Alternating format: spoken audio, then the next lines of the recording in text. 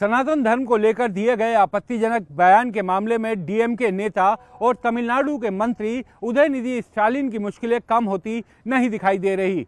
आज supreme court ने भी उनके इस बयान को लेकर काफी उनकी खिंचाई की। सुप्रीम कोर्ट ने साफ ये कहा कि आपने आर्टिकल 19 के तहत मिले अभिव्यक्ति की आज़ादी के अधिकार का दुरुपयोग किया।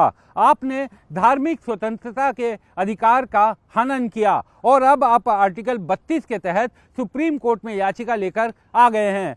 दरअसल सनातन को लेकर उदयनिधि स्टालिन ने जो बयान दिया था, उसके बाद देश भर में उनके खिलाफ विरोध प्रदर्शन हुआ था। देश की संसद हो या फिर तमाम विधानसभाएं, कई जगह उसके खिलाफ नेताओं ने आवाज उठाई थी।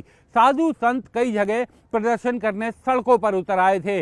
उदयनिधि स्टालिन का सनातन को लेकर दिया गया वो बयान काफी सुर्खियों में रहा था और बाद में उदयनिधि स्टालिन ने उस बयान पर किसी भी तरह की माफी ना मांगने की भी बात की थी। अपने बयान पर वो लगातार कायम रहे थे।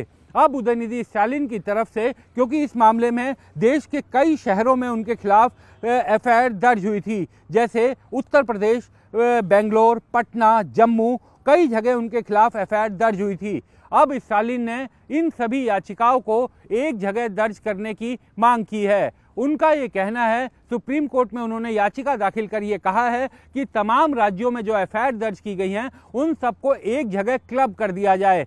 हाईकोर्ट, हालांकि सुप्रीम कोर्ट पहले इस याचिका को सुनने को तैयार नहीं था।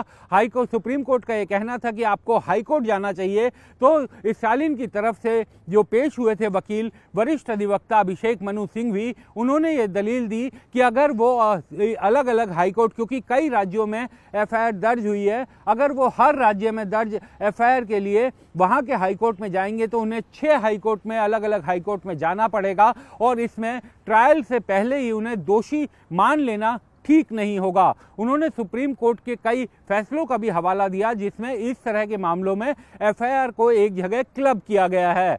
हालांकि बाद में सुप्रीम कोर्ट इस मामले की सुनवाई करने को तैयार हो गया और सुप्रीम कोर्ट ने कहा कि वो इस मामले को सुनेगा, लेकिन अभी इस मामले में इसकी तारीख दे दी गई है और सुप्रीम कोर्ट ने कहा है कि इस मामले को अगले हफ्ते सुनवाई की जाएगी और उसके बाद सुप्रीम कोर्ट तय करेगा कि क्या ये याचिकाएं एक जगह क्लब की जाएं या नहीं की जाएं। सुप्रीम कोर्ट फिलहाल इसे इस पर सुनवाई करने के लिए तैयार हो गया है, लेकिन सनातन को लेकर दिया गया बयान उदयनिधि स्टालिन का पीछा नहीं छोड़ रहा है।